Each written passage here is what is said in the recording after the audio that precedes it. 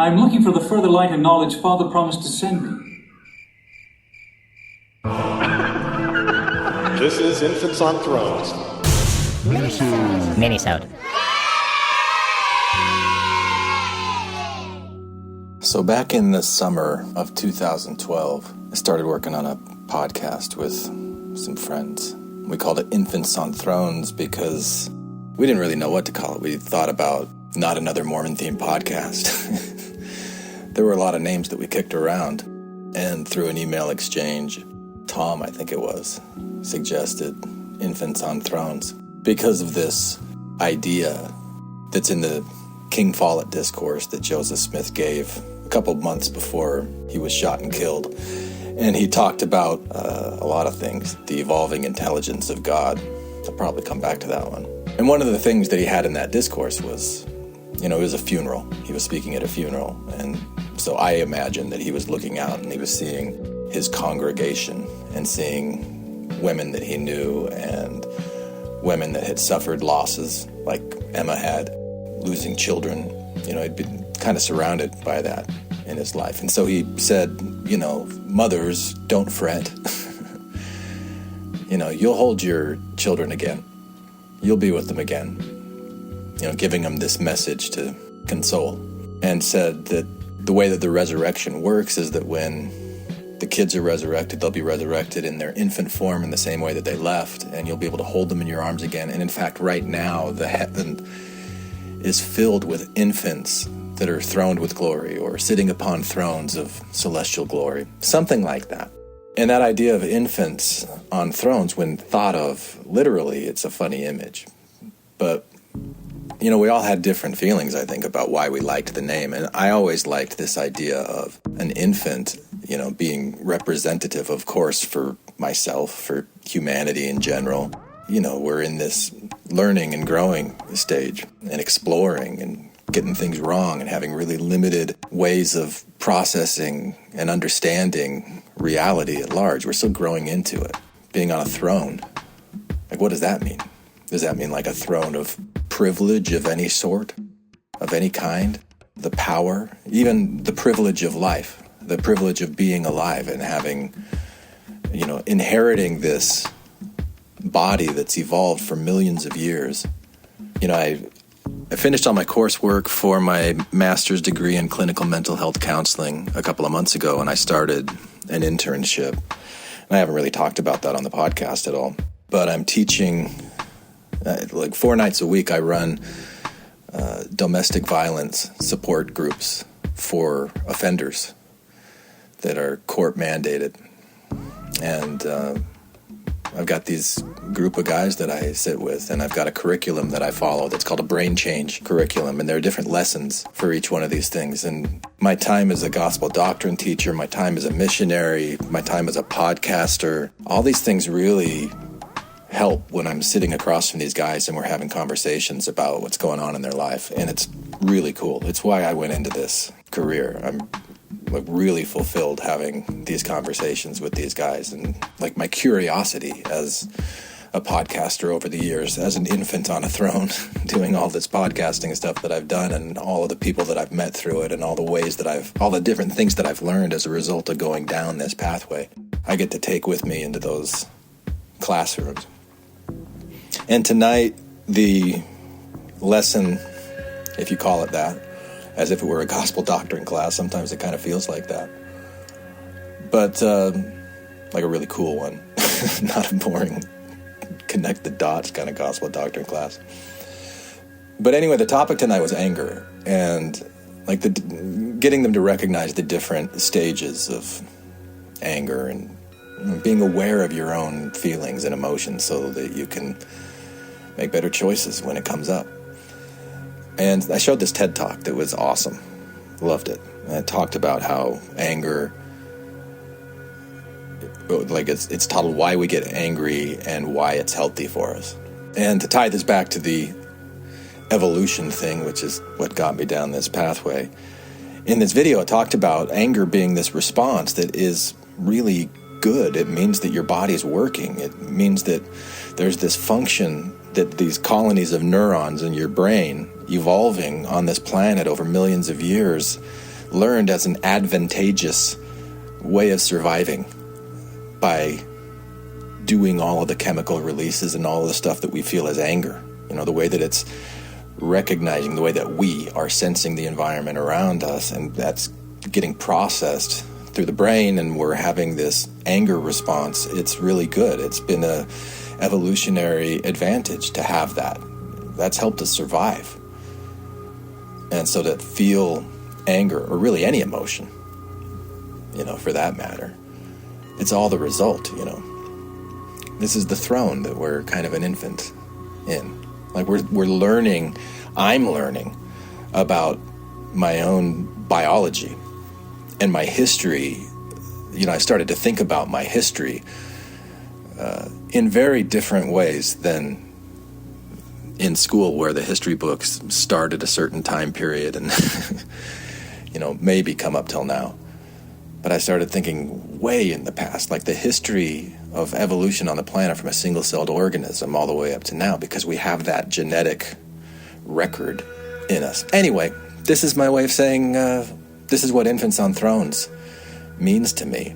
And there was always a kernel of that, even if I couldn't have exactly articulated that when we first started doing this podcast, when I first started doing this podcast, and just loved it. Still love it. I don't always know what I'm doing with it, but it's, like a form of therapy for me, for sure. Just as a way of hearing myself, like hearing my thoughts, hearing what I'm interested in, and, putting that out there for anybody else that might be interested in it. It was fun when I was doing that with a group, and, we could play around. We had a lot of fun playing around with a lot of different ideas on this podcast. And, now I'm asking, what am I going to do with it? I had been asking that for a while. But I thought maybe I can just sit down and have some reflective conversations like this. I haven't done it much like this. I'm usually behind some kind of bells or whistles, or putting on, clips or conversations or something like that. But I can just share the way that I see things, share the experiences that I've had through my life for anybody who's interested in that.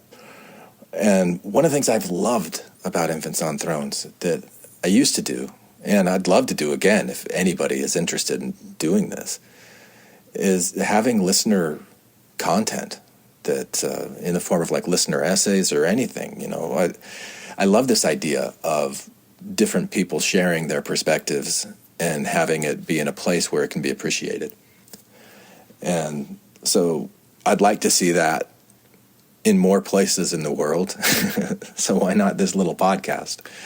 I've done it before. So I guess this is an invitation. I didn't plan on doing this, but an invitation to anybody out here who's listening to this, who feels the call to record something and send it in to me. Just email it to infantsonthrones@gmail.com. And I'll listen to it, and we'll talk about it, and we'll see if that's something that you want to put out on the podcast, or if something that I want to put out on the podcast, something that we want to do together. And, that could be cool, about any topic that you're interested in. And what I've been interested in, like I alluded to, this history, and even kind of tying back to the Joseph Smith, King Follett discourse, where he talked about eternity is like a ring on his finger that just doesn't have any beginning and doesn't have any end, and that God, however you define God, was an intelligence. And he wasn't talking about like a resurrected man form, which is probably why the King Follett discourse is kind of canon adjacent, I think, in the Mormon doctrine. I think it's kind of acknowledged, but not really explored much. Maybe bits and pieces of it that kind of fit into the way that the church wants itself to be viewed now. But at the time, what Joseph seemed to be talking about was this nebulous Tao force that can't really be described, that is just intelligence, and that there was this single moment of awareness, that this intelligence became aware that it was aware, and then it saw all of the other intelligences around it sleeping and wanted to wake them up and raise them to the same realization of this intelligent thing that it was. And I can appreciate that now so much more than I ever could. I think that's a really nice, positive perspective to have. It's been valuable to me to think about that. You know, I got really excited several years ago when I came across this theoretical physicist, David Tong, who has a YouTube video called Quantum Field Theory. And, you know, he's this legit scientist in the community, and he's talking about quantum field theory, and he says, look, we've kind of been lied to. He doesn't come out and say it that way. It's not like a conspiracy theory thing. He's just saying the way that we always thought about the basic fundamental nature of reality has been wrong, because we've been taught that it's in these little discrete separate units called atoms, and that when these separate discrete units interact with these separate discrete units, they form something. From that emerges something else, and there are all these little separate discrete units. He says, but what makes up those separate discrete units isn't separate or discrete. It's a field that fills everything. And like the electron that you have within every atom in your body, I mean, so think about all the trillions of times there's these like intersect or whatever of what he's saying, a field of energy that doesn't have a form. And then it comes into this little quantumized bit, this little pinch of that energy, and that's what the electron is in a discrete separate form. But it's also the whole field.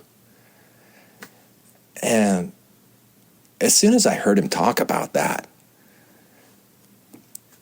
I started thinking about evolution, like if evolution had an end point that might also be its beginning point, like a ring on a finger, of becoming aware, like thinking about these single-celled organisms that evolved on the planet and evolved into what humans are. I can see that there's this, I've heard the word for it, involution, where the awareness of what it is increases.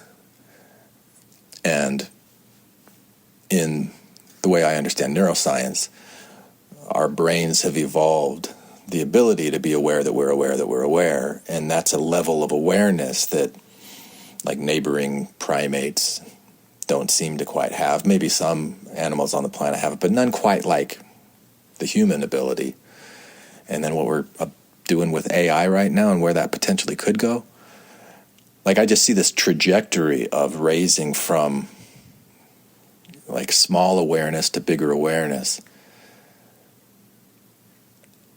And I thought, if that's happening with the way that we've been evolving, just in what we can see of this little teeny tiny speck of historical record on the planet that we look at to go, okay, yeah, evolution's a thing. It's much bigger than that little piece, right? But it's the pattern that we can see of things adapting to the environment around it, and the things that are most successful in being in that environment, you know, like that cream rises to the top.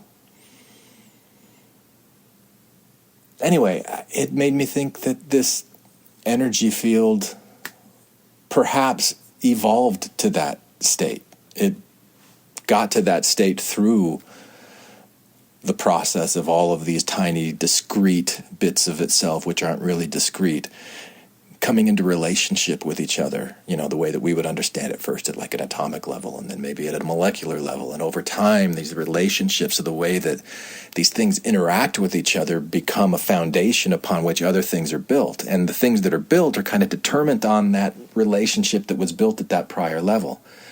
And if that's happened at all these different levels inside of us, where are we right now? Like, why right here and now in this emergent sense of self that I have, and these people that I'm interacting with that, you know, deep down are all the same field that I am, but we kind of filter up through all these little discrete bits of existence and experience, and it forms something different where we're all having our own unique perspective of things.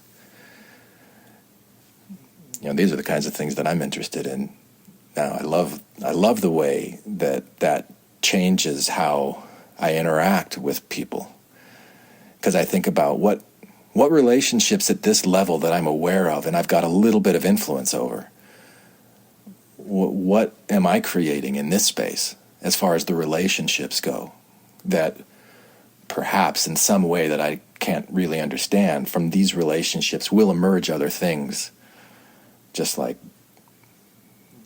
at other stages of, I'm trying to not say the word spheres of existence or whatever that word from the temple was. But anyway, so that's what I think I want to start doing more with Infants on Thrones, where I just kind of sit and extemporaneously talk about the things that are interesting to me and share. I still have a lot of things I'd like to share. I've been working on an episode, bits and pieces, about, what's this guy's name? Johnny Harris. Got a great YouTube channel. I just love this independent journalist, the stuff that he's doing. And he came out with one recently called Why We Lie and What You Can Do About It. And it's just great. I love it. And so I put together a bunch of little clips, and, I'll put together episodes like that are sharing things that I find that really float my boat, to use a phrase I heard from a girl at BYU once, a long time ago. And yeah, I'll share things like that. The other thing that I'm really fascinated with right now, like I love Star Wars in my own way, and it's I probably have things in common with other Star Wars fans, but I don't have a Star Wars community that I'm a part of. And it seems like there are some communities out there right now that have Star Wars as a theme, and some of them are rather toxic in some ways. But I'm curious about this. I'm curious about what's going on. So I'll give you a little sneak peek. I've talked before on this podcast. One of the things that I loved was when Jake Frost introduced Jonathan Haidt to me and The Righteous Mind. And we did a couple of episodes in the past about the righteous mind. And there are several ideas in that book that I just love. And one of them is this idea that we have moral foundations within us that are part of our unconscious. They're really strong in the way that they influence how we think and feel, but we don't really recognize that they're there just by paying attention to what's coming out, really. And these moral foundations there, and I don't always remember off the top of my head, it's like loyalty versus betrayal, care versus harm, respect versus desecration, or like purity versus desecration. It's these different dyads, these binary relationships that are the foundational frequency nodes within the unconscious mind that, will tell you when you're experiencing something, this makes me uncomfortable. Oh, this is wrong. This is like, I don't know what, it's violating one of these care versus harm things. It's violating one of these. And so somebody will say, oh, you look like you're upset. Why are you? And we'll go, oh, it's because da da da da da da. And like whatever we say about it,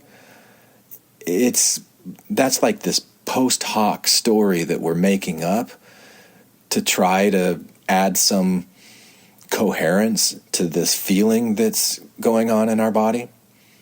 I loved that idea from The Righteous Mind. So basically it made me think, I should start questioning the stories that I'm always so certain of, like, oh, this is why, I'm certain this is why, this is the relationship, this is what's going on. I should start like being a little more skeptical of my own certainty in my ideas. And then the subtitle of A Righteous Mind is Why Good People Are Divided by Politics and Religion. And so I've kind of taken that approach as I've been poking around at these different Star Wars communities. And I want to do an episode called The Righteous Jedi Mind, why good people are divided by Star Wars, Disney, and woke culture. And it's still an idea that's just kind of germinating. But these are the kinds of things I like and I think about. And so taking the time to sit down and sort through my thoughts enough to put together an episode that I can publish on Infants on Thrones, that just helps me with my studies. And I'm happy to share that with anybody who's interested in listening to it. So this is, hi, I'm Glenn. I've been doing Infants on Thrones since 2012, and it's changed a lot. And if you've been listening since the beginning, I'd love to hear from you. I can't imagine there are people that have been around listening that long. It still surprises me when I hear that people listen to this, and there's times I get really embarrassed. I'm like, why do I keep doing this? But yeah, I think I have a pretty good sense of why I'm doing it. And being a little bit more direct with that, I think will be good for all of us. So thank you for listening to Infants on Thrones. I'd love to hear from you. If there's anything that you want to contribute to this podcast, let me know. And I'll talk to you later. Bye. Thank you for listening to Infants on Thrones.